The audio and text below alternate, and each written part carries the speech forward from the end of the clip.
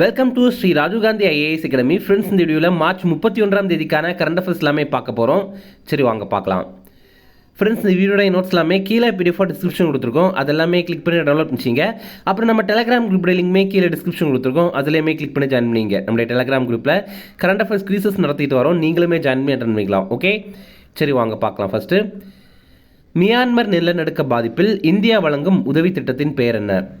இதற்கான answer operation Brahma. இப்போ பார்த்தீங்க அப்படின்னா மியான்மரில் மிகப்பெரிய அளவில் நிலநடுக்கம் ஏற்பட்டுச்சு. அதே மாதிரி தாய்லாந்தில் கூட மிகப்பெரிய அளவில் நிலநடுக்கம் ஏற்பட்டுச்சு. இப்போது இந்த மியான்மர் நாட்டிற்கு நம்ம உதவி பண்ணுறோம். இப்போ பார்த்தீங்க அப்படின்னா நேபிடா, மண்டலாய், இந்த மாதிரி மியான்மருடைய 6 முக்கியமான மாகாணங்களில் அவசர நிலை அந்த நாட்டுடைய அரசு அறிவித்திருக்காங்க. மியான்மர் நாட்டிற்கான இந்திய தூதர் அபய் தாக்கூர் அப்படிங்கிறவர்.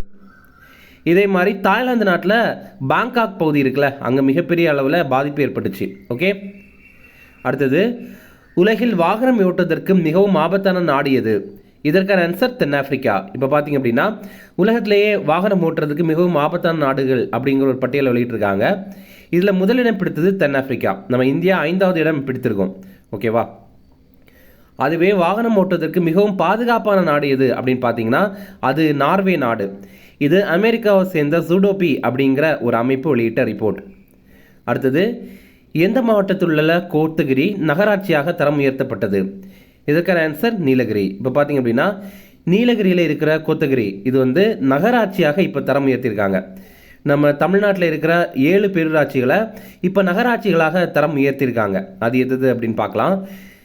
நீலகிரி மாவட்டத்தில் இருக்கிற கோத்தகிரி, அப்புறம் சேலம் மாவட்டத்தில் இருக்கிற சங்ககிரி, அடுத்தது திருப்பூர் மாவட்டத்தில் இருக்கிற அவினாசி, அப்புறம் ஈரோடு மாவட்டத்தில் இருக்கிற பெருந்துறை, அடுத்தது கன்னியாகுமரி மாவட்டத்தில் இருக்கிற கன்னியாகுமரி அப்படிங்கிற பகுதி, அப்புறம் திருவண்ணாமலை மாவட்டத்தில் இருக்கிற போலூர், அப்புறம் செங்கம், இந்த பகுதிகள் இதெல்லாம் பேரூராட்சிகளாக இருந்துச்சு.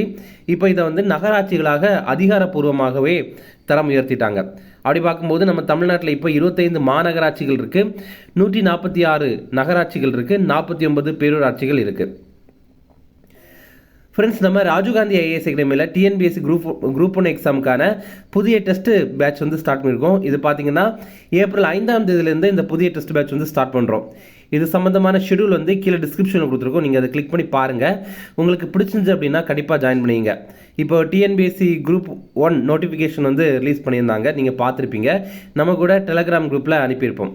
நீங்கள் ட்ரை பண்ணுங்கள். கண்டிப்பாக நீங்கள் ட்ரை பண்ணுறீங்க அப்படின்னா நம்மளுடைய டெஸ்ட் பேட்ச் உங்களுக்கு கண்டிப்பாக அது யூஸ்ஃபுல்லாக இருக்கும். இது சம்மந்தமாக உங்களுக்கு ஏதாவது தகவல் தரணும் அப்படின்னா ஸ்க்ரீனில் தெரியுற நம்பருக்கு கால் பண்ணி பேசிக்கலாம்.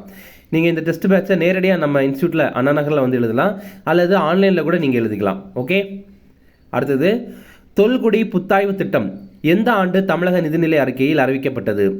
இதற்கான ஆன்சர் 2024-25. அதாவது போன நிதிநிலை அறிக்கை 2024-25 நிதிநிலை அறிக்கையில் நம்ம தமிழக பட்ஜெட்டில் இதை அறிவித்திருந்தாங்க.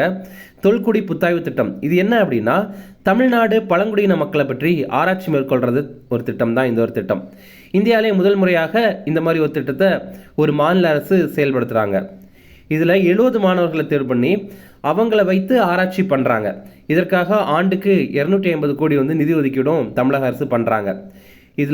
இது சம்பந்தமாக முதுநிலை படிப்பாங்கல்ல அந்த மாணவர்களுக்கு மாதம் 10,000 ரூபாய் தமிழக அரசு சார்பில் வழங்குறாங்க.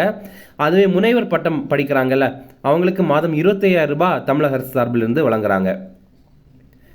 அடுத்தது, தற்போது சாகர் திட்டத்தின் கீழ் வீரர்களுக்கு எங்கு பயிற்சி வழங்கப்பட்டது? இதற்கான ஆன்சர் கொச்சி. இப்போ பார்த்தீங்க அப்படின்னா சாகர் அப்படிங்கிற திட்டத்தின் கீழே 9 நாடுகளை சேர்ந்த 44 வீரர்களுக்கு பயிற்சி வழங்கியிருக்காங்க. கேரளாவில் கொச்சியில் தான் இந்த பயிற்சி வழங்கியிருக்காங்க. இதில் IOS சாகர் அப்படிங்கிற கப்பலில் இந்த பயிற்சி வழங்கியிருக்காங்க.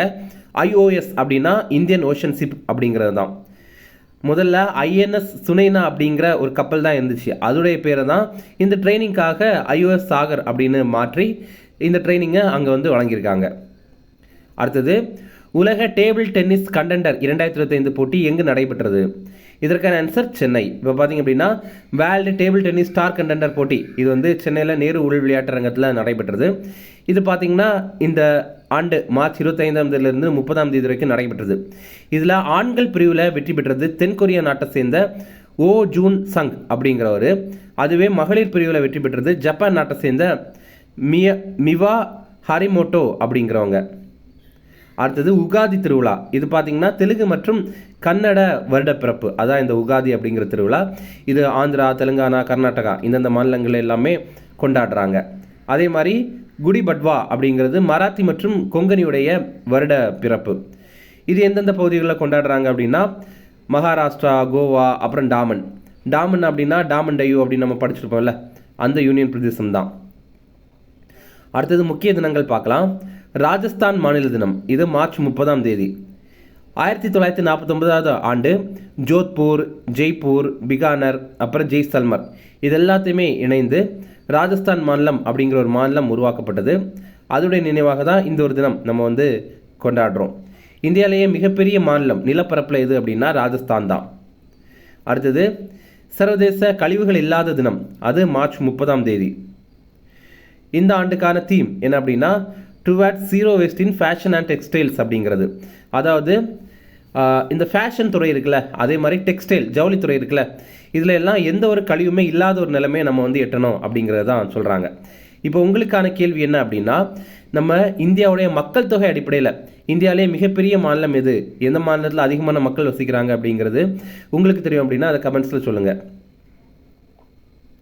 இனி ரிவிஷன் பார்க்கலாம். மியான்மர் நிலநடுக்க பாதிப்பில் இந்தியா வழங்கும் உதவி திட்டத்தின் பெயர் என்ன? இதற்கான ஆன்சர் ஆபரேஷன் பிரம்மா. அடுத்தது உலகில் வாகனம் ஓட்டுவதற்கு மிகவும் ஆபத்தான நாடு எது? இதற்கான ஆன்சர் தென்னாப்பிரிக்கா. அடுத்தது எந்த மாவட்டத்தில் உள்ள கோத்தகிரி நகராட்சியாக தரம் உயர்த்தப்பட்டது? இதற்கான ஆன்சர் நீலகிரி. அடுத்தது தொல்குடி புத்தாய்வு திட்டம் எந்த ஆண்டு தமிழக நிதிநிலை அறிக்கையில் அறிவிக்கப்பட்டது? இதற்கான ஆன்சர் 2024-25. அடுத்தது தற்போது சாகர் திட்டத்தின் கீழ் வீரர்களுக்கு எங்கு பயிற்சி வழங்கப்பட்டது? இதற்கான ஆன்சர் கொச்சி. அடுத்தது உலக டேபிள் டென்னிஸ் கண்டெண்டர் 2025 போட்டி எங்கு நடைபெற்றது? இதற்கான ஆன்சர் சென்னை. அவ்வளோதான் ஃப்ரெண்ட்ஸ், இந்த வீடியோ பிடிச்சா கண்டிப்பாக லைக் பண்ணுங்கள். நம்மளுடைய சேனலுக்கு சப்ஸ்கிரைப் பண்ணிச்சிங்க, உங்களுடைய நண்பர்களுக்குமே ஷேர் பண்ணுங்கள். அதே மாதிரி நம்மளுடைய டெலிகிராம் குரூப்லேயுமே ஜாயின் பண்ணிங்க. Okay, thank you.